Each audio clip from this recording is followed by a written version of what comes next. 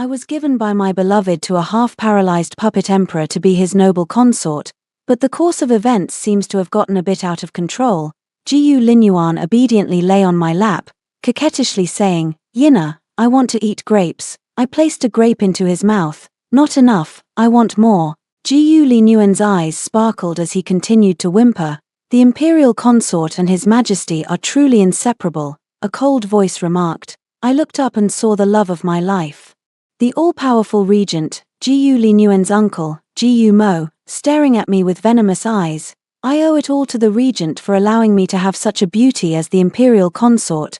Jiyu Linyuan glanced at Jiyu Mo, then hooked his arm around my neck and planted a gentle kiss on my lips. Jiyu Mo stood silently a few steps away, his icy, venomous eyes fixed intently on me, as if I had done something wrong to him.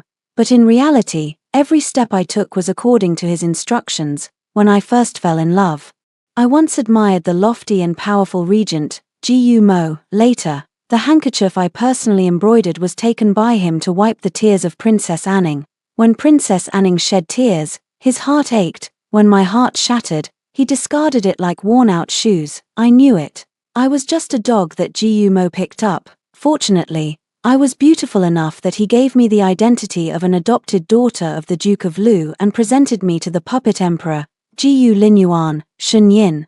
The emperor has suffered from leg ailments since childhood and will never be able to stand again in this lifetime, let alone partake in marital pleasures. In that case, being his favored consort is not a loss for you. Jiyu Mo's voice was always cold, but that time it chilled me to the bone. So, being given by the one I love to a man who is half paralyzed is my blessing. Indeed, I was just an abandoned infant he picked up. My life was given by him, so what more could I hope for, at this moment? Jiyu Mo in front of me is still staring at me without a word, but Jiyu Linyuan is becoming even more brazen. His long, pale fingers gently traced the tip of my nose before brushing over my soft lips. Frowning, she complained, "Why is it that every time Yina sees the regent, she seems unhappy?" I lowered my gaze, shifting my attention away from Jiyu Mo, and fed another grape into Jiyu Linyuan's mouth. "Since your majesty and the regent have official matters to discuss, I shall take my leave first." I turned to leave, but Jiyu Linyuan pulled me back. Although his legs were disabled, his arm strength was astonishingly great, and I was pulled into his embrace. "What matter does the regent have? Speak now, and when it's done, I still have a pleasant evening to spend with the imperial consort." After a long while, Jiyu Mo finally managed a smile that was not quite a smile, his gaze coldly resting on Jiyu Linyuan's useless legs. He sneered, "Your majesty can't even stand up anymore. Yet you're still in such high spirits. Truly a blessing for our great Yuan." Jiyu Linyuan's playful smile froze at the corner of his mouth, and his fingers, which had been stroking my cheek, paused for a moment.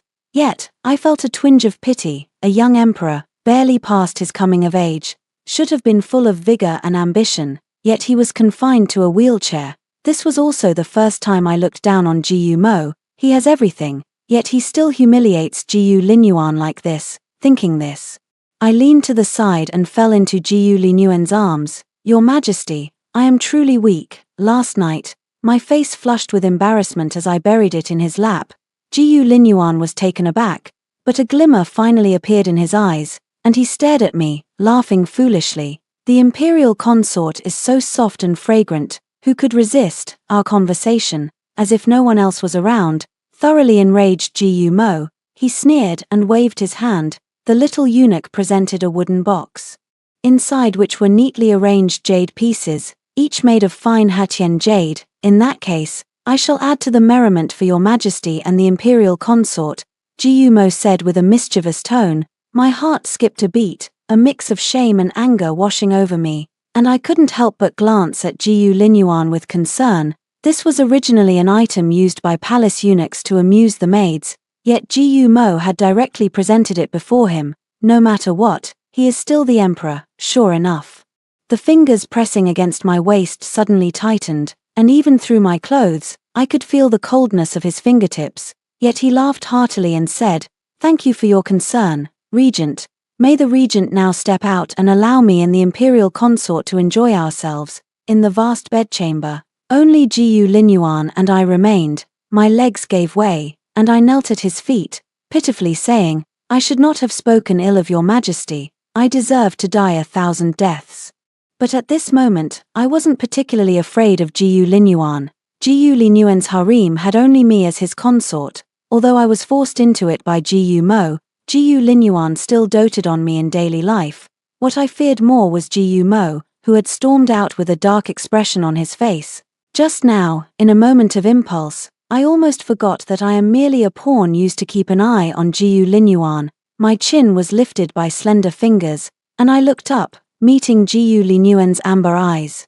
"Who is Yina thinking of?" This voice was even colder than Jiyu Mo's, as if it were laced with ice shards. I sighed. The young emperor was indeed handsome, but his temper was truly unpredictable. I employed my tried-and-true method, leaning obediently against Jiyu Linyuan's paralyzed legs, and softly coaxed, "Your Majesty, let this humble consort attend to your rest." Jiyu Linyuan curled his lips, his large hand lingering on my cheek, his eyes swirling with emotions I couldn't decipher. Suddenly, he spoke up, "Yina, would you like to give it a try?" "What to try?" I instinctively asked, only to see Jiyu Linyuan's gaze fall upon the box of jade stones. Even though I had been taught about marital affairs by the nanny arranged by Jiyu Mo since my coming-of-age ceremony, my face still flushed bright red, and my heart felt as if it were about to leap out of my chest. But Jiyu Linyuan was still staring at me, as if he absolutely had to get an answer from me, with a determined heart. I swallowed hard, closed my eyes, and said, "If your Majesty likes it, Yina can cooperate." Jiyu Linyuan planted a gentle kiss on my forehead. "Yina, I can't bear to part with you, but you must be good, or I might not be able to help myself either." I couldn't help but feel even more pity for him, such a handsome man. Why did he have to be unable to stand? Jiyu Linyuan rubbed the back of my neck, let out a long sigh, and said, "Go to sleep." I breathed a sigh of relief and immediately helped Jiyu Linyuan undress, then moved him to the bed and covered him with a silk quilt. With his eyes closed, he suddenly asked, "I never knew Yina understood so much." I was taken aback. And it took me a while to realize he was referring to the generous gift Jiyu Mo had sent. I snuggled deeper into Jiyu Linyuan's embrace, a bitter smile curling at the corners of my mouth, a chess piece of exceptional beauty, raised from childhood to be a gift for pleasing men. What she was taught, how she would be used in the future, these were things an emperor could likely never understand. Who taught you? Did the regent personally instruct you? Jiyu Linyuan opened his eyes, his voice turning cold once more. I wrapped my arms around his waist and shook my head. "Your Majesty, I am your person. What does the regent have to do with me?" He kissed my lips, the touch cold and unyielding. "Yina, remember what you said." My heart trembled, and his fingers intertwined with mine once more. Only after hearing Jiyu Linyuan's steady breathing did I slowly break free from his embrace, put on my outer robe, and leave the bedchamber. Whenever Jiyu Mo enters the palace to see the emperor, I have to slip away to meet him. This is the rule he set for me. In the side hall, Jiyu Mo stood desolately by the window, bathed in the cold moonlight. "You actually dare to defy me." In a moment, I was already pinned against the window by Jiyu Mo, who held my chin. I winced in pain, frowning as I said, "You want me to win his trust? If I remain unmoved by such blatant humiliation from you, how can I possibly make him believe me?" Jiyu Mo eyed me suspiciously, but the strength in his hand eased slightly. After a long while, he released me, as if suppressing some emotion, and spoke, "Shen Yin, I regret it. I will arrange for you to leave the palace." I blurted out, "What are we doing outside the palace?" I instinctively grew wary. After all, I had been sent away once before. Could it be that Jiyu Mo had already found me a new place to go? Instead, he took my hand, gently pried open my tightly clenched fingers one by one, and placed a handkerchief in my palm. This handkerchief, I washed it with my own hands. "Shen Yin, stay by my side." Jiyu Mo looked at me with burning eyes, as if he were confessing his feelings. I was stunned, looking at him in disbelief. Yet the pair of mandarin ducks I had personally embroidered on the handkerchief constantly reminded me of my past foolishness and naivety. "By your side, in what capacity?" I sneered. "Would Princess Anning agree to that?" Jiyu Mo pursed his lips, and after a long pause, he said, "Anning is understanding. I believe she wouldn't mind." I coldly withdrew my hand and said, If the regent has a task, just give the order, if not, I'll take my leave. Once again, I was pressed against the windowsill, with Ji Mo gripping my neck, his eyes blazing with fury. Shen Yin, you are still pure, I have not looked down on you, so what exactly are you making a fuss about? Haha, I laughed until tears welled up in my eyes, and they flowed into my mouth. Tasting bitter, Ji Mo has always treated me as nothing more than a dog, someone he can summon at will and dismiss just as easily. I bit my lip and said, word by word, I am the emperor's noble consort, may the regent prince allow me to leave now. At that moment, a cold wind suddenly rushed in from behind. I turned around in a panic, only to see Ji Linyuan sitting in a wheelchair, being pushed in by a eunuch. My face turned pale with fright, and I hurriedly stepped back. But my hand was still tightly held by Ji Mo. Ji Mo's eyes were bloodshot, seemingly unwilling, but upon seeing Ji Linyuan, he finally released me. Come here.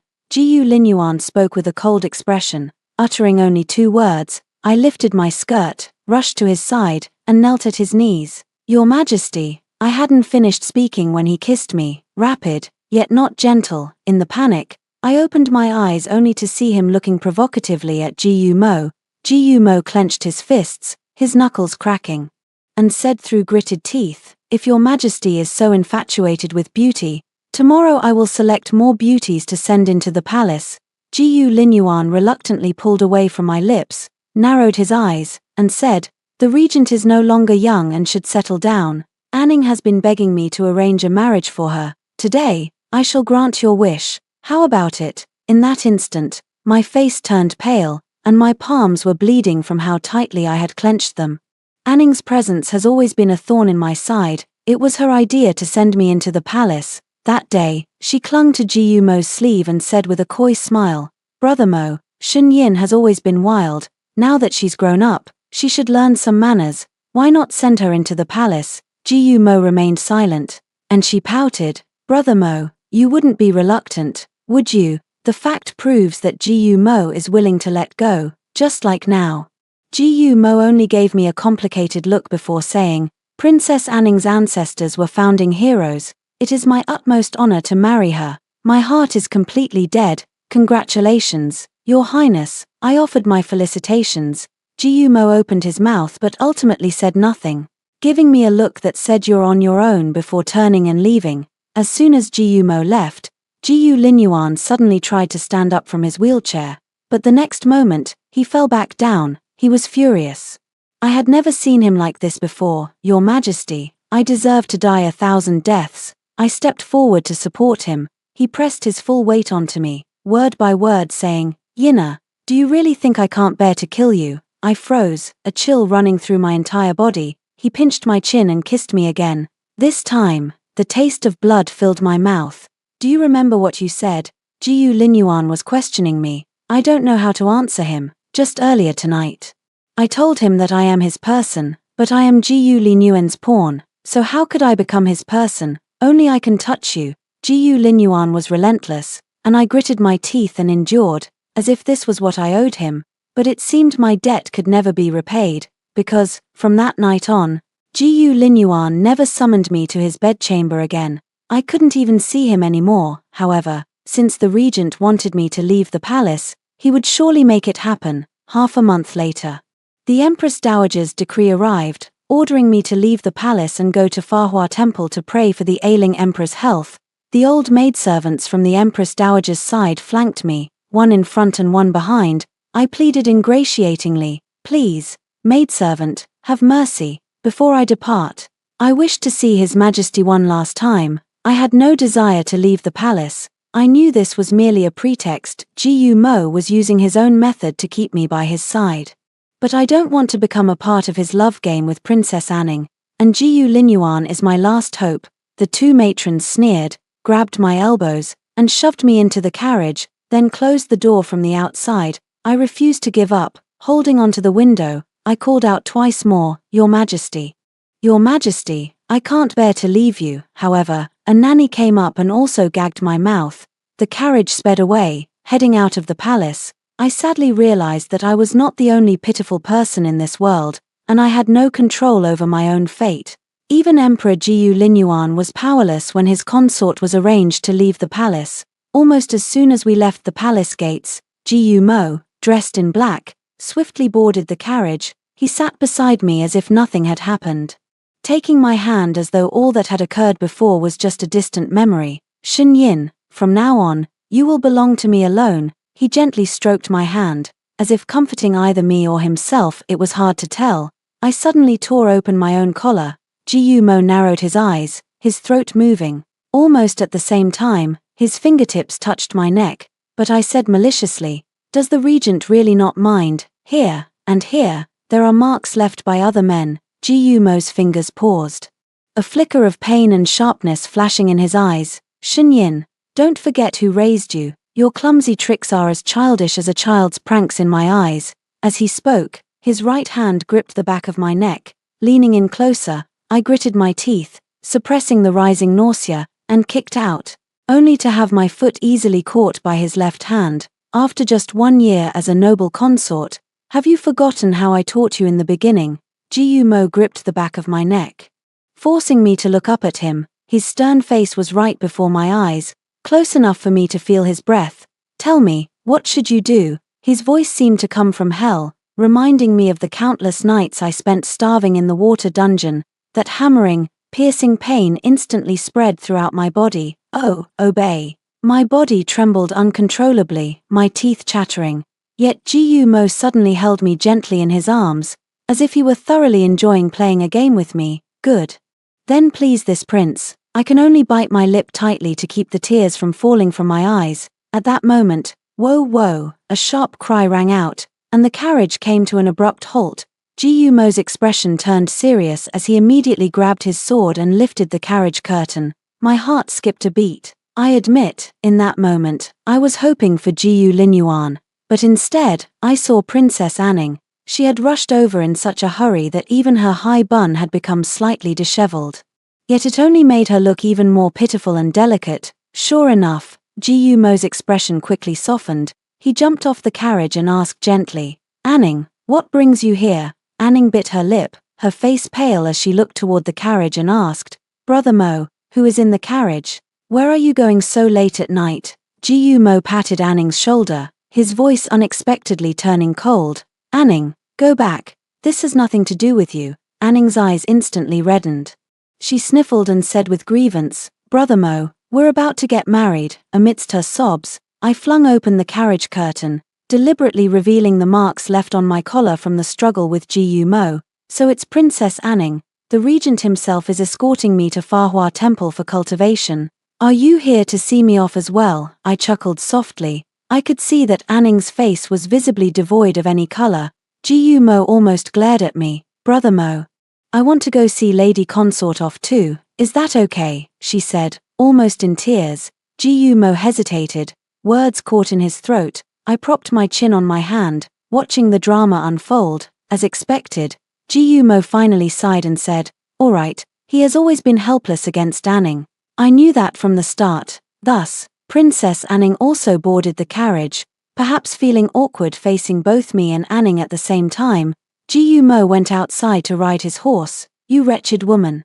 Even though you're already tainted, you still can't forget to seduce Brother Mo." Anning raised her hand to slap me. I sneered, grabbed his wrist, and pushed hard, sending her tumbling to the ground. "First of all, I am the imperial consort. For a mere princess like you to share a carriage with me is already an immense favor. Secondly, it's your brother Mo who couldn't let go of me, going to great lengths to bring me out of the palace. If it weren't for your appearance, he and I might have already." Anning covered her ears and screamed, "Shut up, you wretch." Hearing the commotion, Jiyu Mo arrived and saw a Ning lying on the ground. He immediately scolded angrily, "Shen Yin, put away your despicable tricks, or I won't let you off." I smiled gently. "The regent may escort me back to the palace. Don't even think about it, Shen Yin. Only in death can you leave me." I narrowed my eyes and looked provocatively at Anning.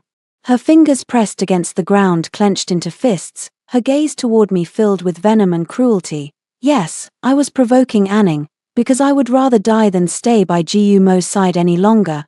I never expected Anning to act so quickly. Before dawn, in the woods 30 miles from Fahua Temple, We were ambushed. As a consort leaving the palace to pray for the emperor, I was accompanied openly only by palace eunuchs and maids.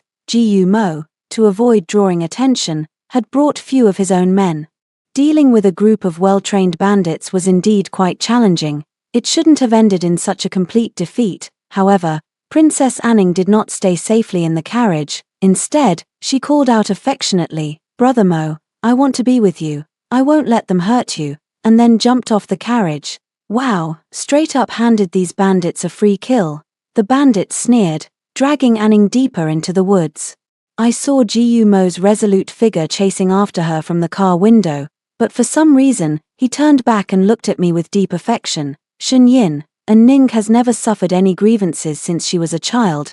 You are different, you are resilient. Wait for me to save her, and I will come back for you." His deep affection made me sick. Anning has never suffered grievances since childhood, so she cannot bear them now either. I have endured enough since I was young, so I must continue to endure in the future. I really thank him. Mo doesn't know how arrogantly Anning spoke to me with her nose in the air before she jumped off the carriage. "Shen Yin, you will never outplay me. Brother Mo will only abandon you for me, time and time again." Yes, I agree with what Ning said. I don't want to live this miserable life for even one more day, but I still want to give it a try. Perhaps I can fight for a glimmer of hope for myself. So, the moment Mo led most of the people to rescue Ning, I also jumped off the carriage and sprinted toward the forest on the other side. "Imperial concubine, where are you going? The regent ordered us to protect you," the two remaining guards exclaimed as they chased after me, but in the next moment, they were surrounded and had their throats slit by the bandits. The target of these assassins, bribed by Anning, has always been me. After diverting Mo, more and more assassins rushed out from the woods on both sides. I was running out of breath, but it was the first time in my life I had ever felt so exhilarated. This is the first time I am living for myself. Even if only for a brief moment, I was forced to the edge of the cliff. The bandit just a few feet away from me sneered, "You're quite the runner, aren't you, little girl? Try running again for me." Another one was already loosening his belt, licking his lips and saying, "Today, I'm going to taste what an emperor's woman is like." Imperial consort. The mountain wind was so cold, it made me shiver. I thought of Lin Yuan. I am his imperial consort. Is he still angry with me? Will he discover that I have been secretly sent out of the palace? I sighed, never expecting that at this moment, the one I was thinking of was actually him. I probably just felt sorry for him. No one had ever truly cared for him, not even me, his imperial consort who shared his bed every night. I was always scheming against him. Lin Yuan, if there's another chance, I'll treat you well. I sighed and muttered to myself. The bandits grew impatient. A dozen of them began undressing and closing in on me step by step. Suddenly, I felt a sense of relief. This was the outcome I had rehearsed countless times in my mind, and I felt an unprecedented sense of relief. I took the handkerchief Mo had slipped into my sleeve and threw it on the ground. I was about to die, and my only thought was that I didn't want to keep this filthy thing with me.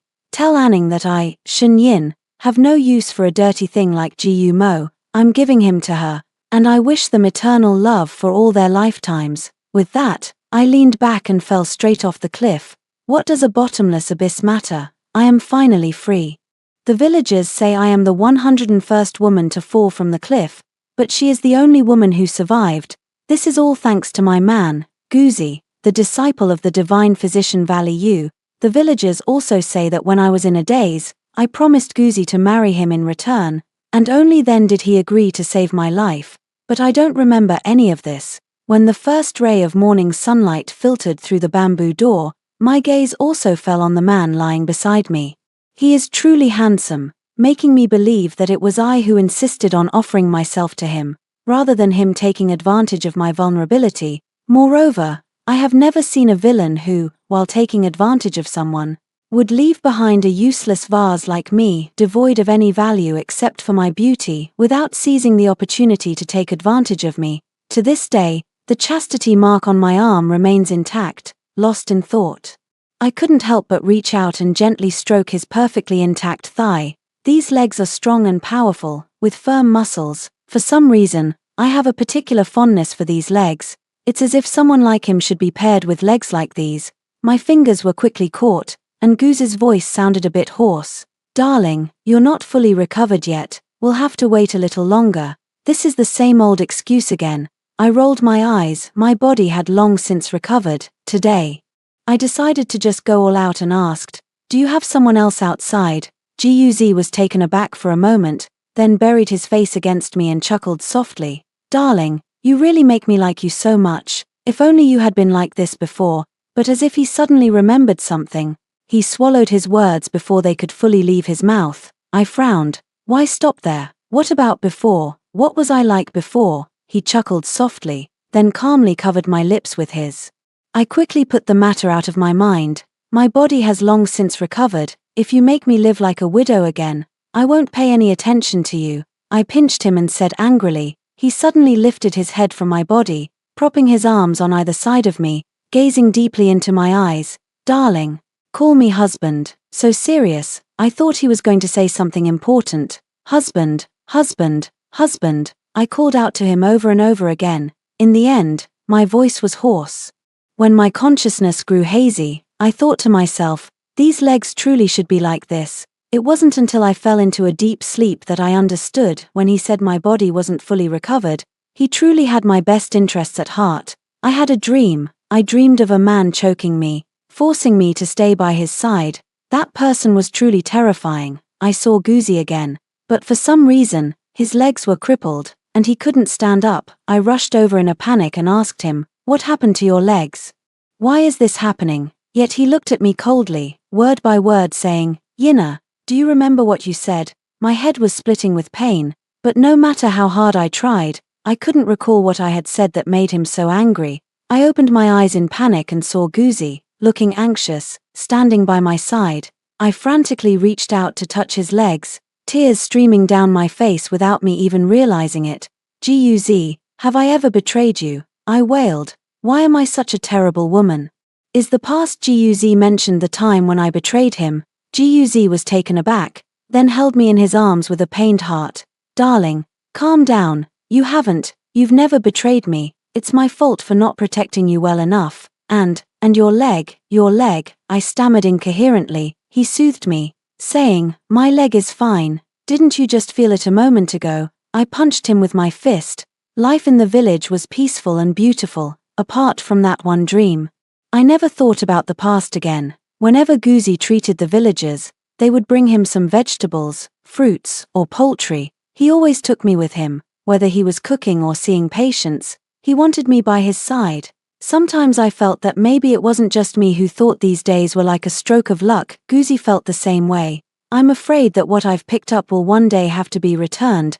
That night, Guzi was surprisingly well behaved. "Darling, I need to leave the village for a while," he finally said. My palms grew cold, but I insisted, "I want to go with you." He held me in his arms, gently stroking my back over and over. "Yina, this is the safest place. Wait here for me to return." "Okay." The sound of Yina seemed to come from a long time ago, from a distant past, familiar yet unfamiliar. What are you going to do?" I asked, trembling. For some reason, I always had a feeling that once we parted this time, I would never see him again. Guz held my face and kissed the tip of my nose devoutly. "I want to give us a future. Yina, wait for me." These were the last words Guz left me before he departed. I didn't cry out until his figure was almost out of sight. "I'll wait for you until the seas run dry and the rocks crumble. Guz, you must not betray me." The days without Guz were not exactly dull. Just the act of waiting for him gave me something to look forward to. But the village women, as if afraid I'd be lonely, took turns keeping me company. Today, Aunt Jong made some griddle cakes and asked me to try them to see if they suit my taste. Tomorrow, Sister Wang's family has just slaughtered a pig and specially sent me some braised pork. I can't help but marvel at how well liked Guzi is in this village. What a great bargain I've stumbled upon. Until one day, the Li family's younger sister embroidered a handkerchief with mandarin ducks playing in water for me, telling me to wait for Guzi to return and deceive him by saying I had embroidered it for him. Holding this handkerchief, my heart pounded fiercely. It felt as though, a very long time ago, I had embroidered something just like this. Suddenly, a long and high-pitched sound of a bullhorn echoed through the village. The petite Li family sister sitting next to me suddenly stood up and blocked my way. She grabbed my arm with her left hand, and with her right, she drew a soft sword from the wide outer robe. "Your Highness, don't be afraid." She was nervous, I could tell, but outside, the sky was ablaze with fire. As arrows wrapped in flames shot through the air, several arrows narrowly missed us, but fortunately, Li's younger sister was agile and swift. Then, I heard a voice that seemed to come from hell. "Shen Yin, do you want them all to be buried with you?" Outside the window, Brother Wang, who was swinging a large hammer, was shot in the ankle by an arrow. Just as he tried to pull the arrow out, the substance wrapped around the arrowhead exploded with a loud bang. He was blown into a bloody pulp. "No," I screamed out. The handkerchief in my hand fell to the ground, and the door was kicked open. Sister Li resolutely stepped in front of me, her palms sweating. "Who goes there?" A man slowly walked over from behind a line of armored soldiers, dressed in a dark robe, his face rugged and determined, yet covered in stubble. He exuded a cold aura, but upon seeing me, he finally broke into a smile. "Shen Yin, I have finally found you." I instinctively took a step back. The Li family's younger sister, however, brandished her soft sword and charged straight ahead. After she had killed several soldiers in a row, the man seemed to grow impatient and casually drew a sword.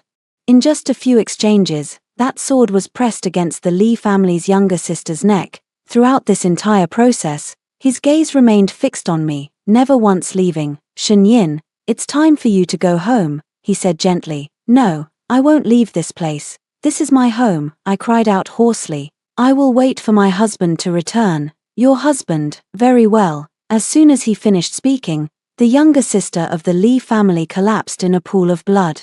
Warm blood splattered on my face. Just moments ago, she was sitting on the couch teaching me how to make the men in the family listen, and the next moment, her throat was slit, unable to utter another word. I suddenly calmed down, pulled out my only hairpin, and pressed it against my throat. "I'll go with you. But let the villagers go." His gaze was intense, fixed on the skin of my throat that had been pierced by the hairpin. After a long while, he finally said, "Fine, in the carriage."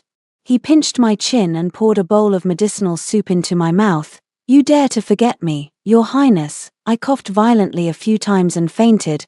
Those scattered dreams finally all came together, and I remembered everything. I got married in the village, to the current emperor, Jiyu Linyuan. His legs were fine, he had deceived everyone, including me, but I still missed him. I wanted to see him every moment. "Where is the emperor?" This was the first question I asked Jiyu Mo upon waking up.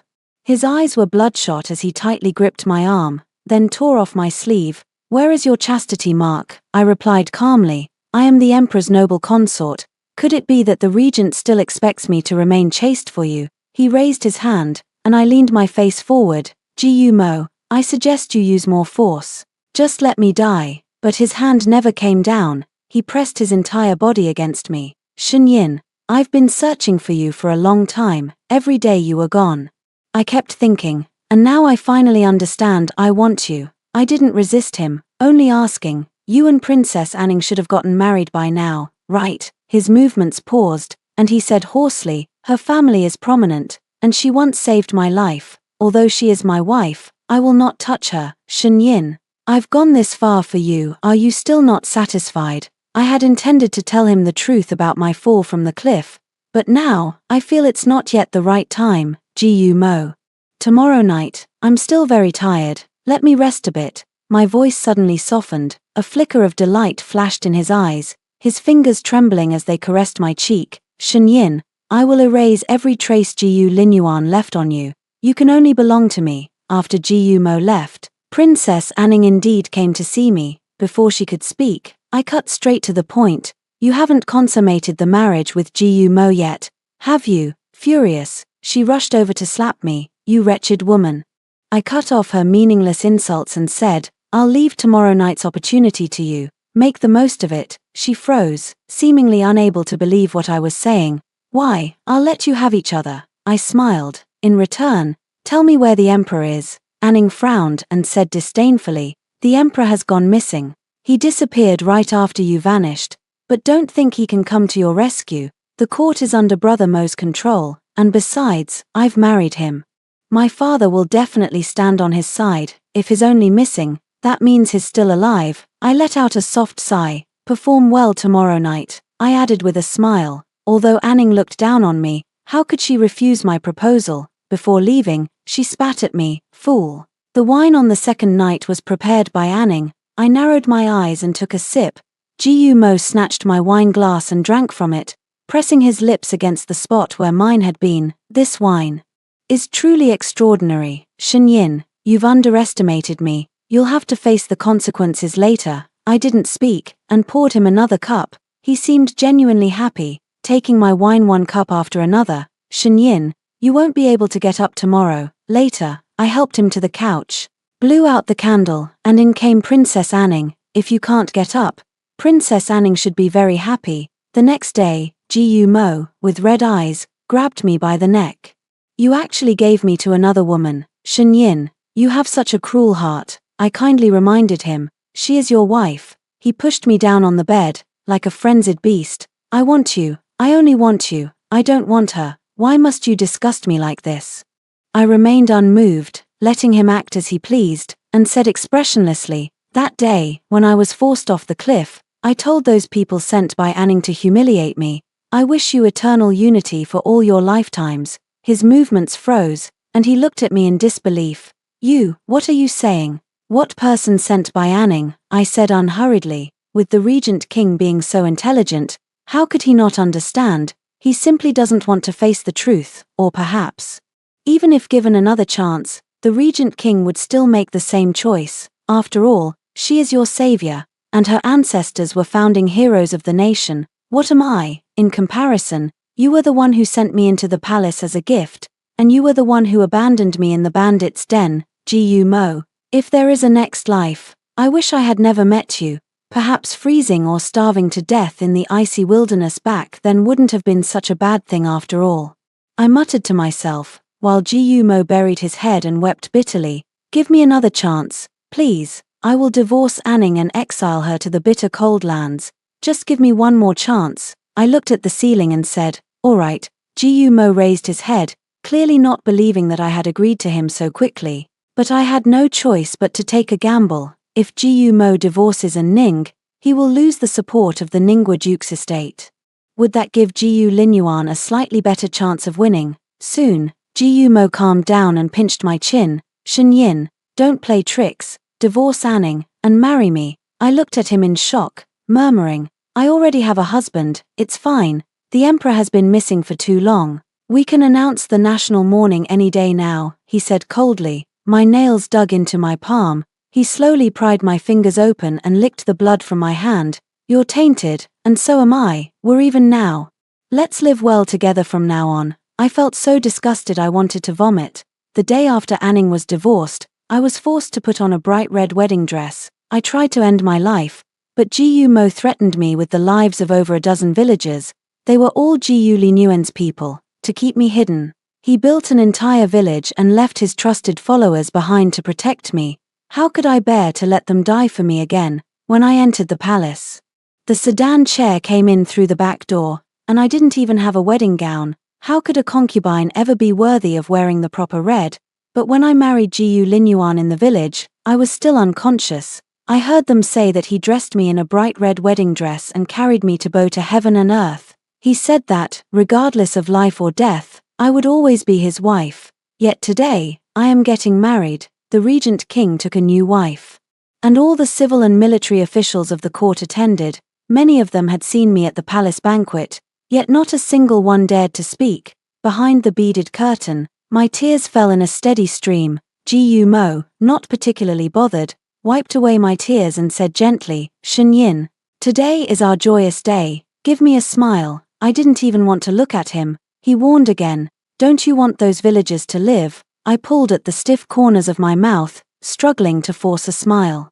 He also smiled happily. Good, you need to be more obedient from now on. The auspicious hour had arrived, with drums and gongs shaking the heavens. Whether sincere or feigned, congratulations echoed endlessly.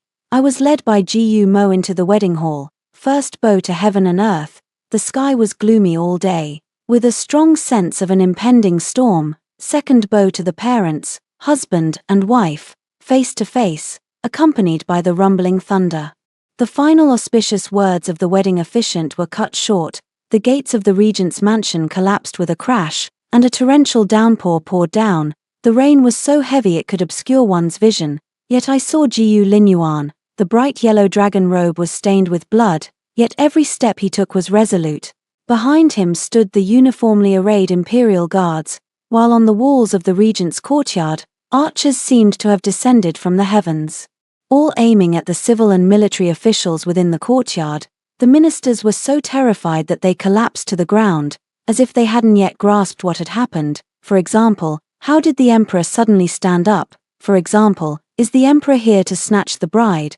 But moments later, everyone knelt down one after another. We respectfully welcome your majesty. Long live the emperor. Long live. Long live.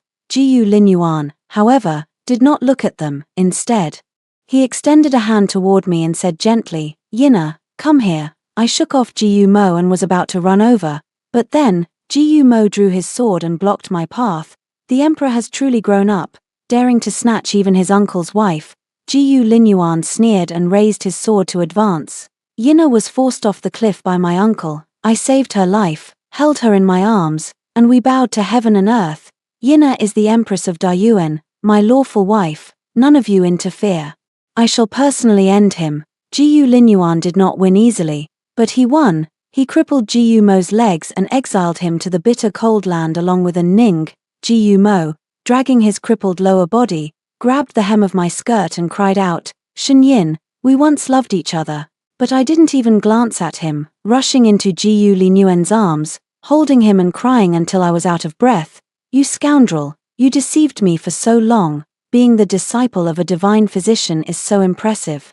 You actually dare to make me lose my memory." He wiped away my tears over and over, pressing his forehead against mine and whispering, "I truly don't want you to remember him anymore, Yina. From now on, let it just be me, okay?" We kissed in the heavy rain, as if we had been reborn. After hearing the first story above, what are your thoughts? Feel free to share your opinions in the comments section. Next, there is another similar story. Let's continue to see. I, along with the 9th Prince Wenjing, have been bitter rivals for 5 years. He stole my top courtesan sister, so I gave him laxatives. I spread rumors that he had a fondness for male companions, and he circulated our same-sex romance novels throughout the capital. Everyone says he is gentle and humble, but only I know how cold and heartless he truly is. One day, I was drinking and enjoying myself with his young guard at the Red Fragrance Pavilion. He scooped me up in his arms, unconscious.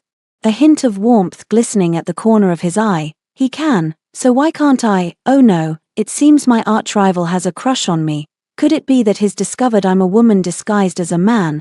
I am the heir of the Duke of Zhengguo's estate, in the 5th year of my rivalry with Prince Wenjing, my eldest sister, for some inexplicable reason, took a fancy to him. For the sake of my eldest sister's lifelong happiness, my father invited Wenjing to our home every day, yet he paid no attention to my eldest sister, instead persistently sneaking into the study where I was being punished. At the time, I had been reported to my father by him for putting laxatives in his wine.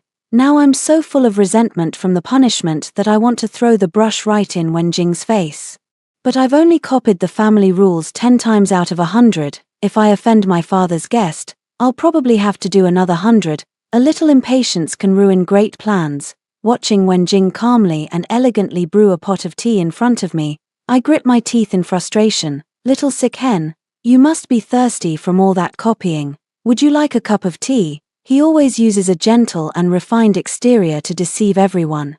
Only I know that he is actually quite cold-hearted and indifferent. "I'm not drinking. Get out of the way." "What? Afraid I'll slip you a laxative?" I got angry as soon as I heard that. "How dare you bring that up? Wasn't it you who first lured away my favorite top courtesan sister from the Red Fragrance Pavilion?" "What? You're allowed to recruit, but I'm not. Whoever offers more, she'll naturally go with them." I gritted my teeth. "Now you are my elder sister's future husband. So you're not allowed to go to places like the Red Fragrance Pavilion anymore." When Jing's face suddenly darkened. "Nothing is set in stone yet. I haven't agreed to it." I was furious. "What do you mean, if you don't agree? Why do you keep running to my sister's residence?" "Of course, I came to see you." Wen Jing's face was hidden in the backlight, suddenly making his expression unclear. Copy as punishment, I finally couldn't hold back and flung the brush in my hand. Who would have thought that Wen Jing was so agile? Tilting his head to dodge it effortlessly, the brush landed squarely on my father's face as he stepped into the study. With a pitch-black nose, he froze for 2 seconds before letting out a roar like that of a wild beast. "Shen Xiqing, you little brat, I'll beat you to a pulp." Without hesitation, I lived up to the nickname Little Rabbit, darting away faster than a real one. When I ran out, I saw my eldest sister standing outside the study. Looking deeply worried, I grabbed my elder sister's hand, and we ran off together. "Sick hen, why are you pulling me to run?" My sister gasped for breath. "Otherwise, how much longer are you going to stand there, sister? That scoundrel Wen Jing has no intention at all. I know, the 9th prince is as gentle as jade, handsome and elegant, the most admired gentleman in the hearts of noble ladies in the capital. I just want to take a few more glances. What's wrong with that?" I rolled my eyes. "All he has is that pretty face worth looking at. It's like gold and jade on the outside, but rotten cotton on the inside. Why do you have such a prejudice against the 9th prince? I see nothing improper in his conduct.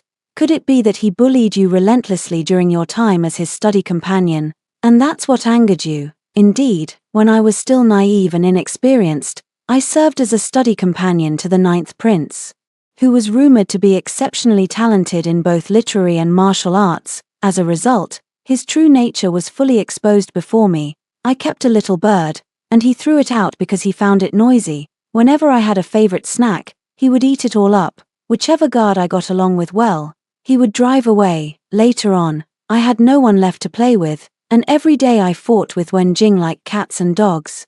He's a scoundrel who acts one way in front of people and another behind their backs. He always deliberately bullies you.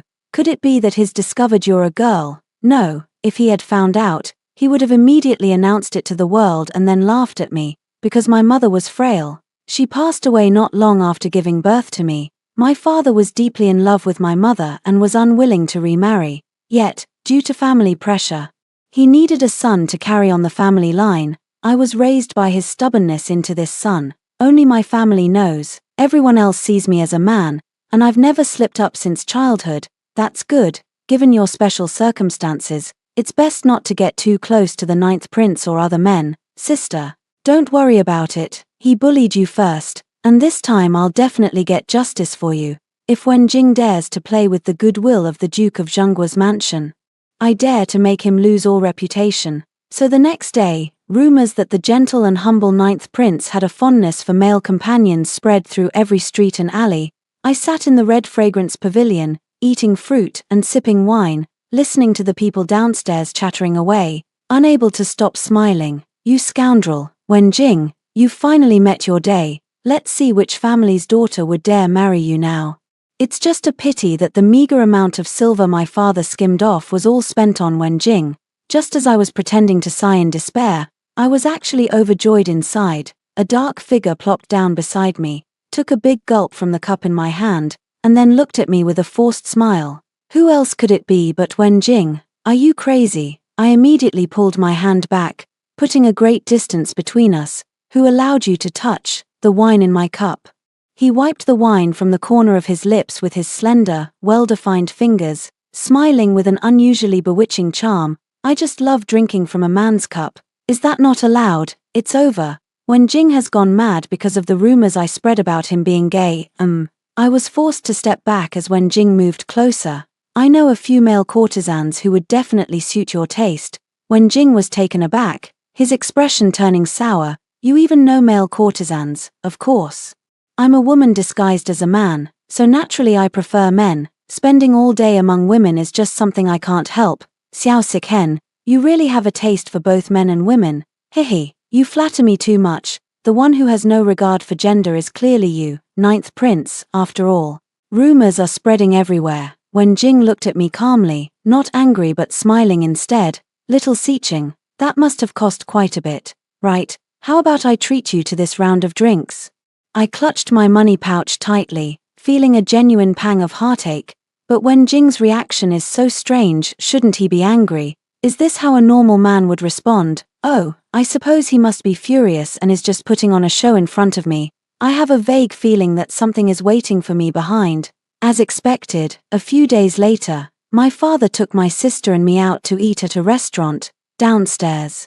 The storyteller was animatedly recounting the romantic escapades of the two bickering lovers, the ninth prince, who had a fondness for male beauty, and the young heir of the Shen family. When I heard that in the heat of passion, the ninth prince had pinned the young heir of the Shen family against the wall, I spat out a mouthful of wine, which happened to spray right onto my father's increasingly darkening face. I blinked a couple of times and turned to my elder sister beside me for help, only to find her completely captivated, with no time to spare for me. "You little rascal, always causing trouble for me. When did you get involved with the ninth prince?" "Father, that's just a storybook, it's not real. The person I hate most in this life is the ninth prince.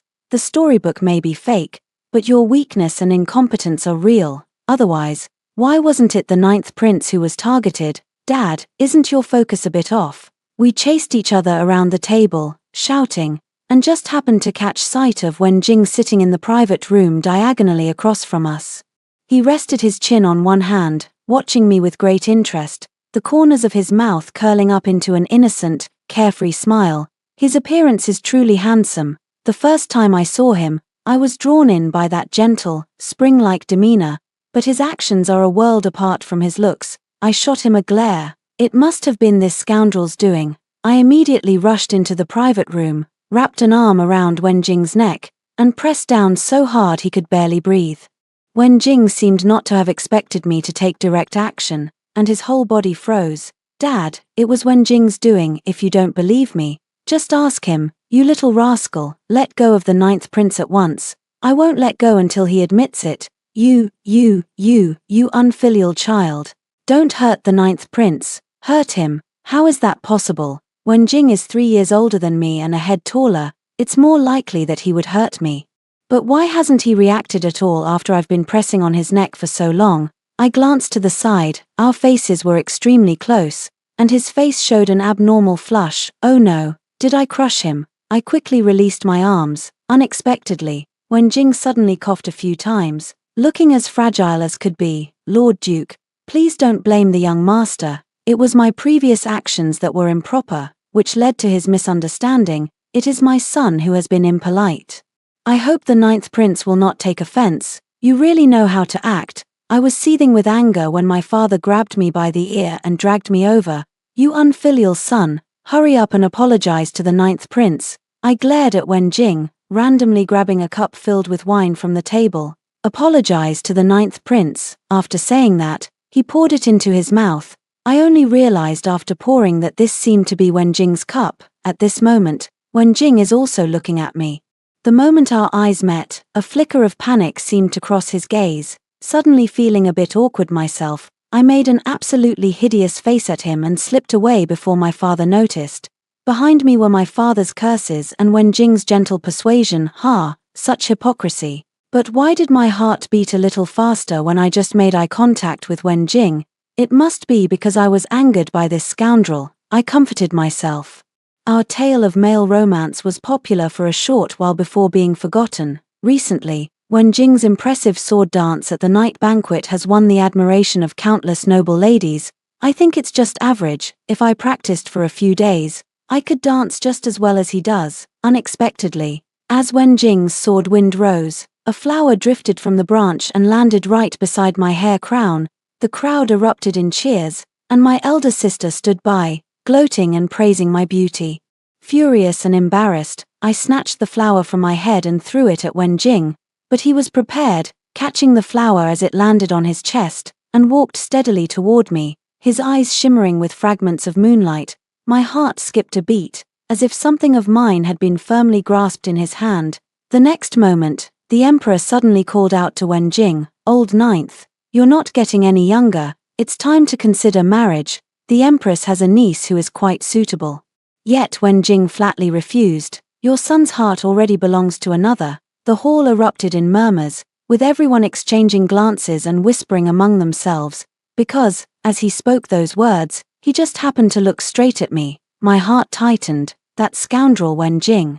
Not content with just writing those cut-sleeve stories, now he has to humiliate me like this. Having lost all interest, I made an excuse and left the banquet, while wandering aimlessly in the garden. A sweet, delicate female voice suddenly called out to me, "Please wait, young Master Shen, isn't she the niece of the Empress, Chu Ling, whom His Majesty just mentioned, is the 9th Prince's beloved you?"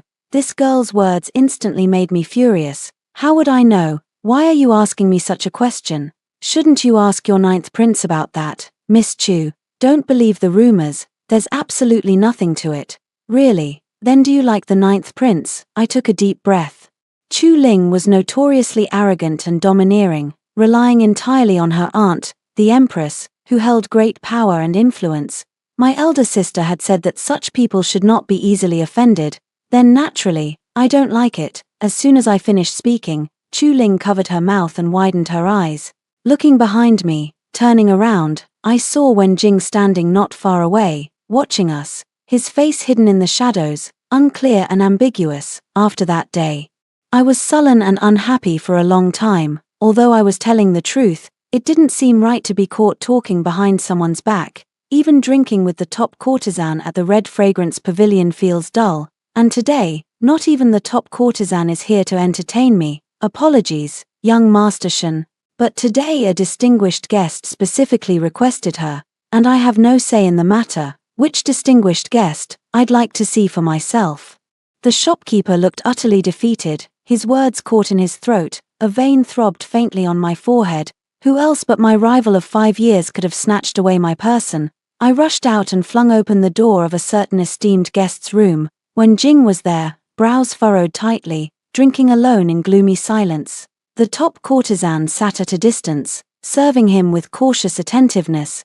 This distinguished guest not only snatched my person, but also showed no tenderness or care. Such a waste of a beauty should not be allowed. I casually drew my sheathed sword and pointed it at him. Wen Jing, time and again you've taken what's mine.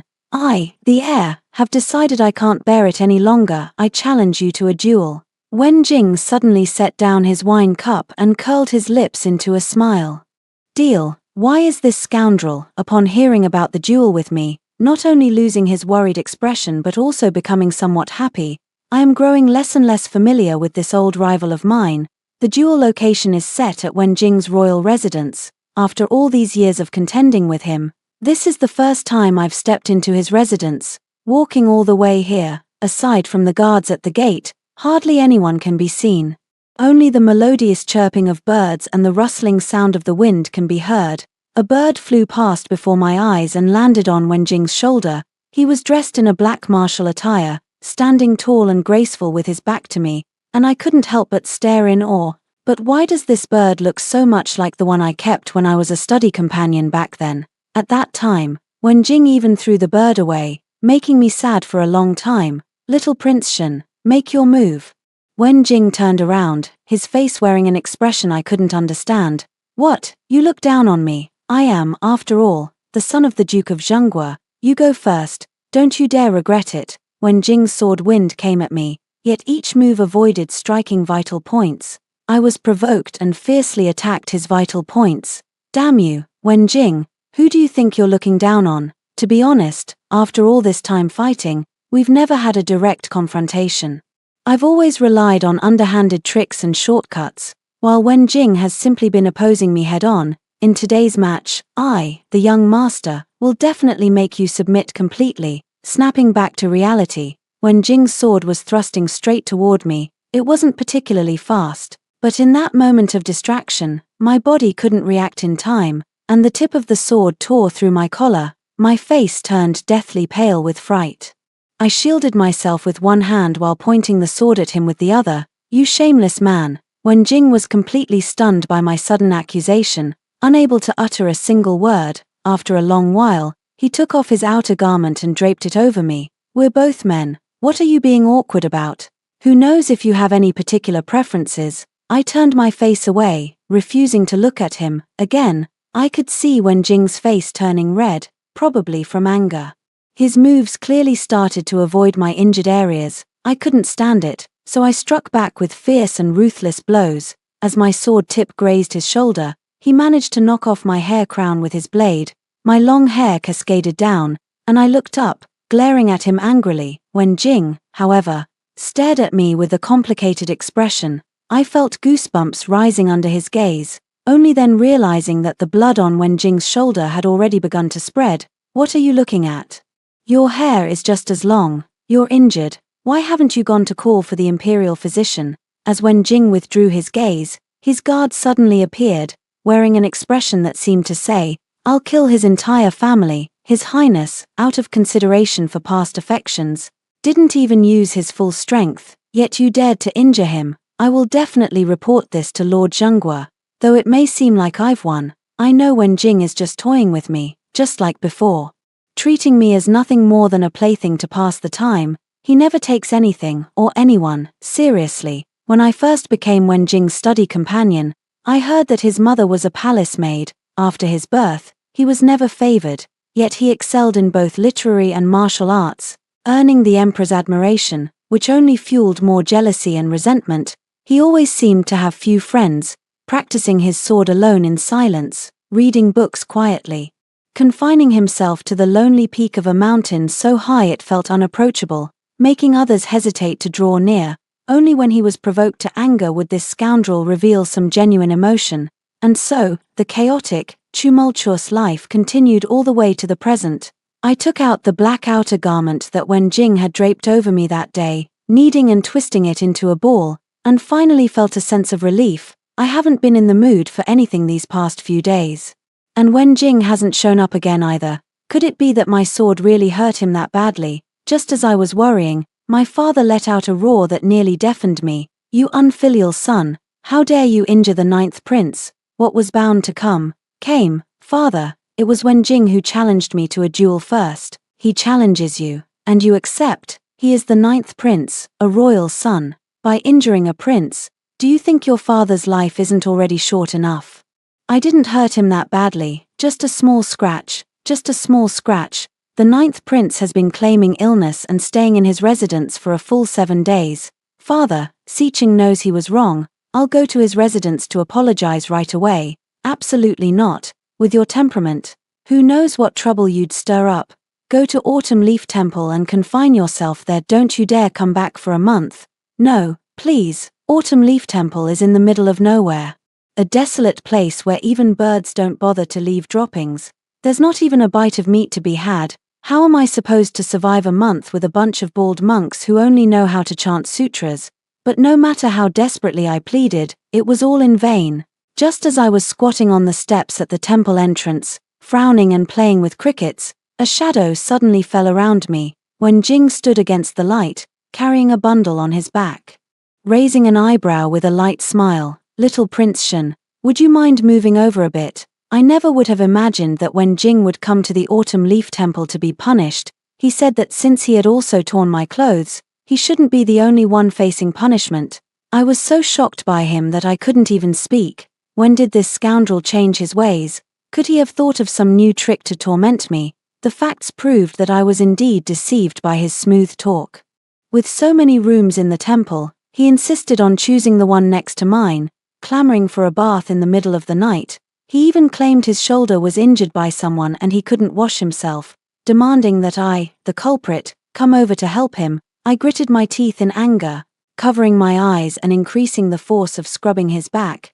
"Little Prince Shen, are you trying to harm a royal with such force? This is the gentlest I can be. If you think my hands are too rough, wash yourself." My face felt warm, though I wasn't sure if it was from the steam. I wanted to flip the bathtub over and storm out, but this scoundrel even started humming a tune, and I instantly got competitive. Who's afraid of who? I'll just wash openly, and honestly, it's not like I'll lose a couple of pounds from it. But Wen Jing's voice is truly pleasant, and amidst the steam, I couldn't help but let my thoughts wander. I even got hungry from listening. It might be related to his years of practicing swordsmanship. His voice is full of vigor, deep and melodious. You have to understand, I'm almost sick of eating vegetarian food. Little Lord Shen, what do you mean by drooling at me? Wen Jing's words jolted me awake, and I turned my face away. Not because of you. I've been eating too much vegetarian food. I'm just hungry. Wen Jing's expression stiffened for a rare moment, but he quickly regained his usual composure. Don't want to eat vegetarian, should have said so earlier. He leaned in close to me, his voice hoarse. Ninth Prince will help you. What he said seems a bit different from what I said. Early the next morning, this guy dragged me out of my sleep. What are you doing? My eyes weren't even open yet. Let's go get something delicious to eat. My eyes instantly lit up. Where? Just follow me, your prince. With that, when Jing pulled me through the crowd of bald heads, from behind came loud shouts. Young Master Shen, Ninth Prince, you cannot go out, just pretend you didn't see us. We'll bring back something nice for you. However, good things are not so easily obtained. I lay in the bushes, having already missed 3 plump rabbits, while Wen Jing sat beside me, smiling without a word. Why aren't you catching it? I glared at him resentfully. Who knows who injured my shoulder? It hasn't healed even after half a month. I took a deep breath. Are you going to bring this up for the rest of your life? Maybe. Watch out. Wen Jing suddenly pulled me into his embrace and swiftly dropped to the ground, not at all looking like someone who had been injured for half a month and hadn't recovered. Just as I was lost in thought, several arrows flew past my ears, startling me. Why are there assassins in this desolate wilderness? Precisely because it's desolate wilderness that it's easier to take action. Wen Jing wasn't panicked at all, taking me to hide in a low-lying area. Do you know who it is? Seeing my panicked expression, his tone softened. Don't worry, they're after me. Since that's the case, let me go back first. I don't intend to run away. If I go back, maybe I can bring some help. It's too dangerous to go out now. Stay put. Coming back to my senses, I realized I was still tightly held in his arms. The hiding spot is too small, so we can only stay in this position. He probably feels the same way. Maybe he's holding me too tightly. My face feels a bit warm. How much longer do we have to hide? Soon. When Jing's Adam's apple bobbed, I've never seen him from such a close distance before. His thin lips parted slightly, his voice filled with mockery. How much longer does young Master Shen plan to keep watching? Who would look at you? I was so nervous under his gaze that I couldn't even speak. Your Highness the Ninth Prince, I have arrived late. Suddenly, a figure darted out and startled me. It turned out to be Wen Jing's guard. He seemed unable to bear the awkward posture between his master and me, turning his face away. I hurriedly got up from Wen Jing's embrace and stood far away, not far away. The sounds of swords and weapons clashing could be heard, and it seemed there were quite a few people involved. Wen Jing's residence actually had so many guards. Why were they nowhere to be seen last time? From a distance, I watched Wen Jing and his guards. It seemed the Ninth Prince had secretly raised quite a few people. Is there anything else you need, Ninth Prince? There is something I need you to take care of. Wen Jing looked at me and instructed the guard. Go catch a rabbit. Little Prince Shen is hungry. Hard-earned rabbits are indeed the most delicious. Wen Jing and I were brazenly roasting a plump rabbit at the entrance of the Autumn Leaf Temple, to be precise. We were eating while his little guard did the roasting.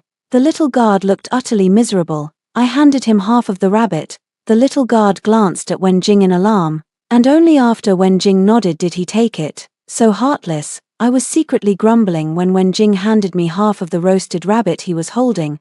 The guard grew even more panicked. It's fine, I'm not hungry. His master spoke while heading inside to discuss matters with the abbot.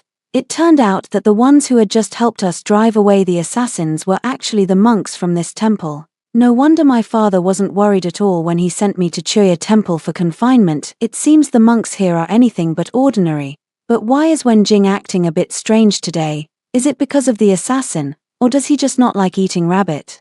I got curious and leaned in closer to the little guard. Hey, what's up with your master? Usually, he snatches whatever I eat. But what's going on today? Who said that? The Ninth Prince would never snatch food, trying to fool me. Back when I was his study companion, he snatched away all my favorite snacks. The Ninth Prince would never eat those. They were all sent by the Empress and laced with something. Only a fool like you would enjoy eating that.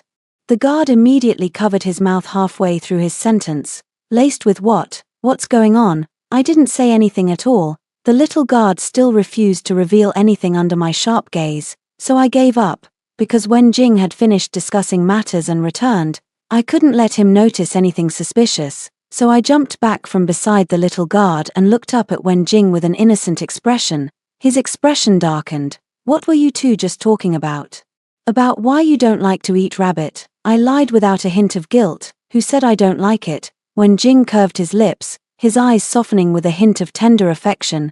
It's just that the rabbit is too adorable. I can't bear to part with it. After descending the mountain, I kept thinking about the way when Jing had spoken. Lately, he really has been acting stranger and stranger. He doesn't really oppose me anymore, which feels quite strange. My elder sister fell ill and asked me to attend the banquet hosted by Chu Ling in her place. She said that in order to invite the 9th prince, Chu Ling had gathered all the prominent young men and women from noble families in the capital. To be honest, the thought of this girl gives me a headache. As soon as I entered the banquet, I saw Chu Ling, dressed like a colorful butterfly, fluttering around someone. When Jing's face was filled with impatience, somehow, I felt a bit uneasy inside. I walked straight toward Wen Jing, then turned and raised an eyebrow at Chu Ling with a smile. Chu Ling, my dear, it feels like an eternity since we last met. Chu Ling was instantly flustered. You're talking nonsense, Sister Chu Ling. How could you forget? After the evening banquet last time, you chased after me asking who I liked. Everyone gathered around as if watching a spectacle. Leaving Chu Ling flustered. 9th prince, what he said isn't true. What I asked was, Wen Jing, however, ignored Chu Ling's flustered explanation and gave me a meaningful smile. Then who does the young Master Shen like? I raised an eyebrow. My favorite, of course, is the top courtesan at the Red Fragrance Pavilion. A wave of laughter erupted below, with everyone whispering that the niece of the esteemed empress couldn't even compare to a courtesan from the Red Fragrance Pavilion.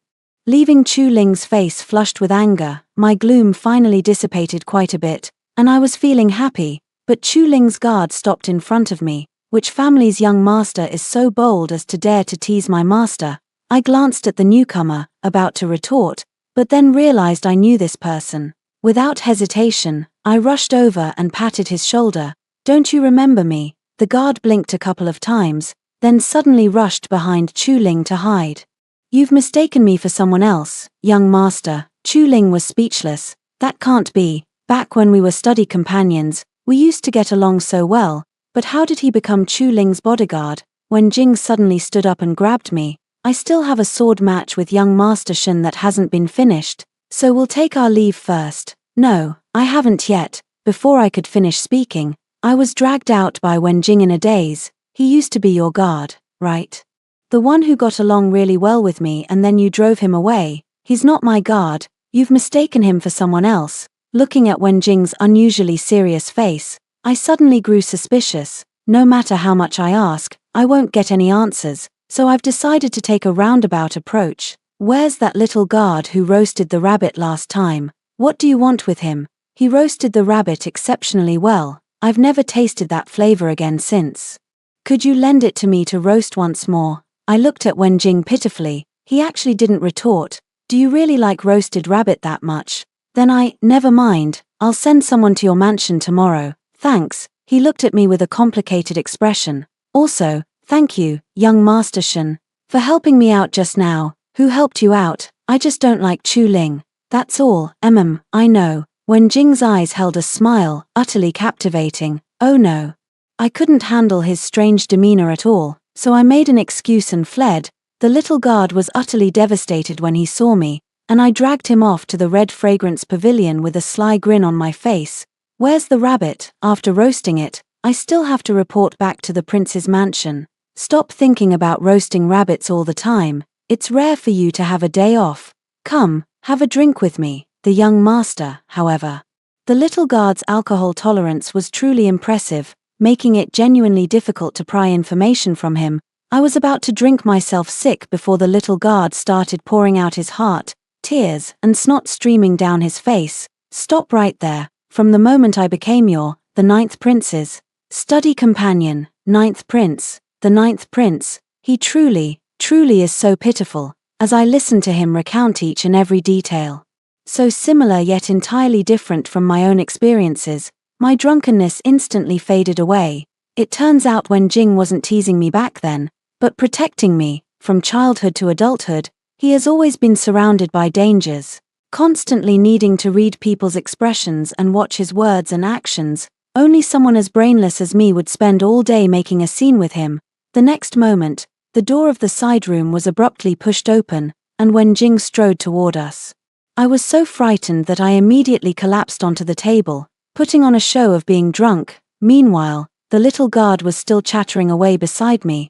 I thought to myself, stop talking, or your master will have you killed. However, Wenjing seemed to ignore the little guard opposite me and walked straight to my side.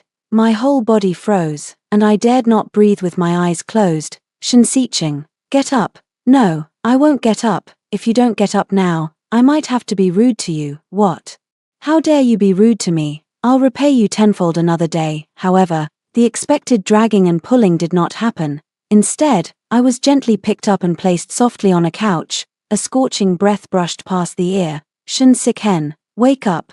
Did you know your collar is loose? My collar is loose. I always wondered why you kept your collar so tightly fastened, thinking you might have some injury you didn't want others to see. An ominous premonition washed over me, and my breath caught in my throat. I never imagined it was because you didn't have an Adam's apple. Shen Xiqing, why would you rather drink with my guards than ever share a drink with me? He can do it, why can't I? Suddenly, I felt a warm, soft touch at the corner of my eye. I knew it was Wenjing's lips that had landed there. It was hard to say which was more shocking, him discovering I was a woman, or the fact that my rival of 5 years had a secret crush on me. I was so flustered that, aside from pretending to be asleep, I couldn't think of any other way to respond.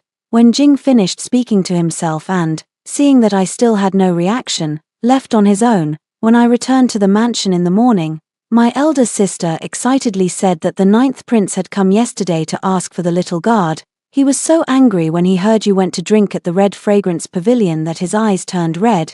Did you two get into a fight? Who won? I pouted, looking utterly aggrieved. Sis, do you want the good news or the bad news first? Bad news. The bad news is when Jing found out I was disguised as a man. Finally, oh no, what's the good news?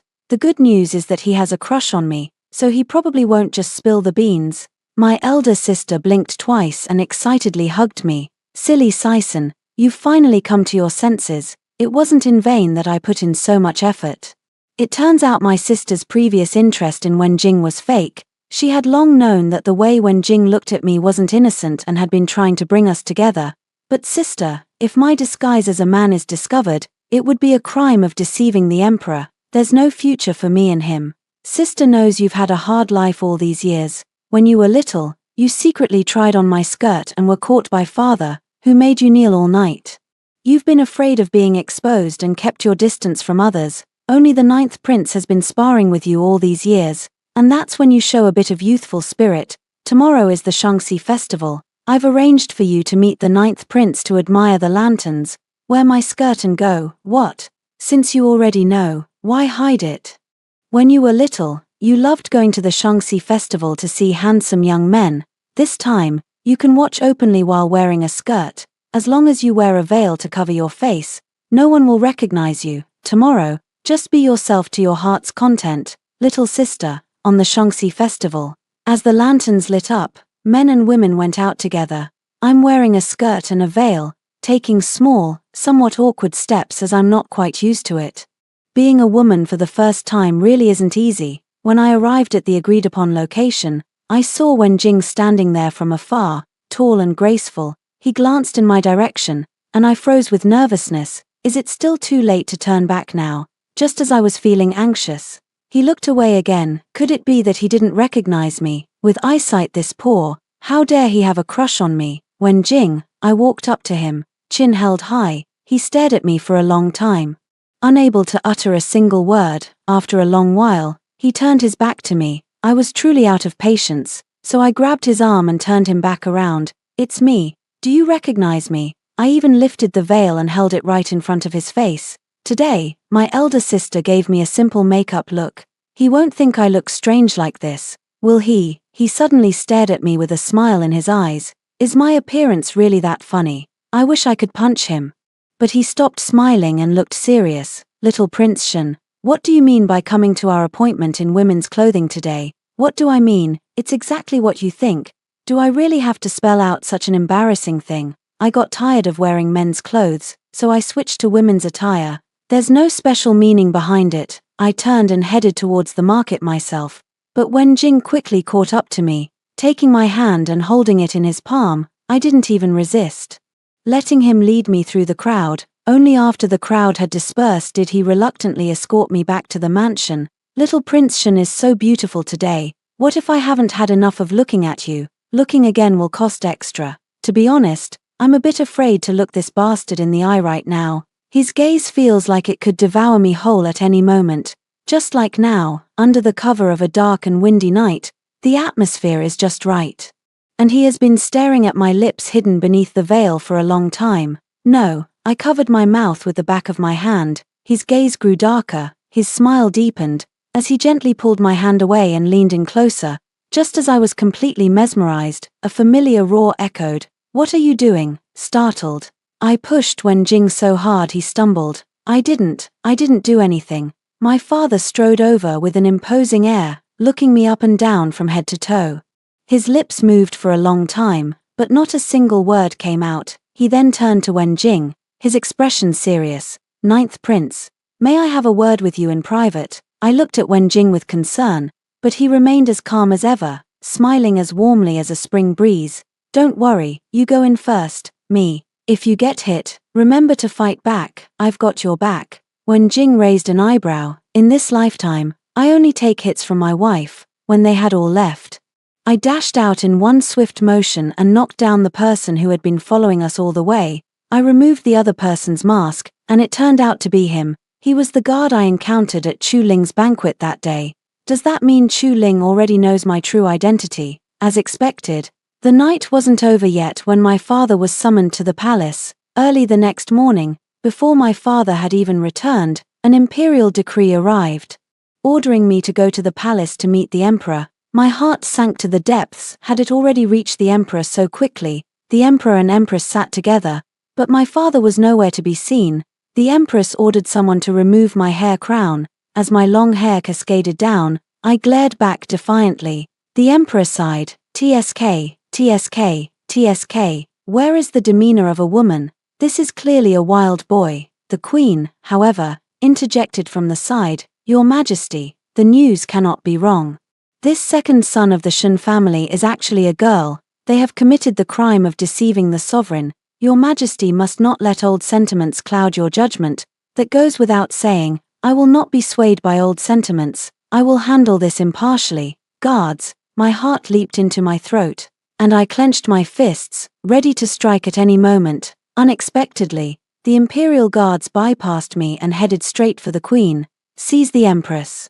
The empress screamed hysterically. The emperor smiled kindly. "I have turned a blind eye to your petty squabbles with the ninth prince all these years, but now that you have sent assassins to harm a prince, do not blame me for being unkind." At this moment, when Jing came out and tied up my long hair, putting on the jade crown. "You've been frightened, Sai Chen. You all kept it from me. What's going on? Isn't this a crime of deceiving the emperor?" But the emperor interrupted me. "How could there be any deception of the sovereign? I have known all along. I even held you when you were just born. So in the end, I was the only one kept in the dark." My father and the emperor fought to establish the empire together, sharing a bond of life and death. To secure the throne, he married a woman from a prominent noble family as his empress. Who would have thought she was so ambitious, repeatedly plotting to harm the prince? Wen Jing and my father had secretly gathered evidence for a long time, and with the emperor's approval, they brought down the empress. All of this was later told to me by my father. While I was living in constant fear, he was leading the monks to completely wipe out the empress's remaining forces. "Even father knew you were a woman. It seems I was the only one kept in the dark." In the bridal chamber on the wedding day, when Jing looked helplessly at me, who was still sulking with him.